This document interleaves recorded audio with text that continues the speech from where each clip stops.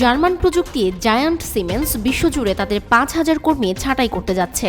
প্রতিষ্ঠানটির CEO Ronald Butch বিষয়টি নিশ্চিত করেছেন। সিমেন্সের জ্বালানি, মেডিকেল এবং নেটওয়ার্কিং পণ্যের ব্যবসা রয়েছে।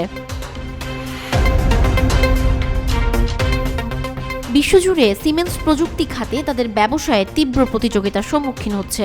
অনেক চীনা প্রতিষ্ঠান তাদের ব্যবসায় ভাগ বসাতে শুরু করেছে। এর প্রভাব পড়েছে তাদের ব্যবসায়।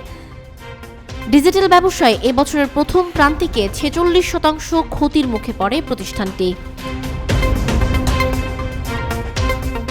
সিমেন্স সিইও রোনাল্ড বুচ জানিয়েছেন, বিশ্বব্যাপী তাদের ব্যবসায় মন্দা যাচ্ছে। এ কারণে তাদের নতুন নতুন ব্যবসার সুযোগ খুঁজতে হচ্ছে।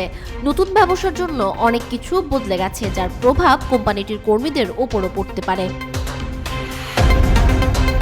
বর্তমানে জার্মানির এই প্রতিষ্ঠানের হয়ে বিশ্বব্যাপী প্রায় ৭০,০০০ কর্মী কাজ করে, কিন্তু কোন দেশ থেকে কত সংখ্যক কর্মী ছাঁটাই করা হবে সে বিষয়ে বিস্তারিত কিছু জানায়নি সিমেন্স।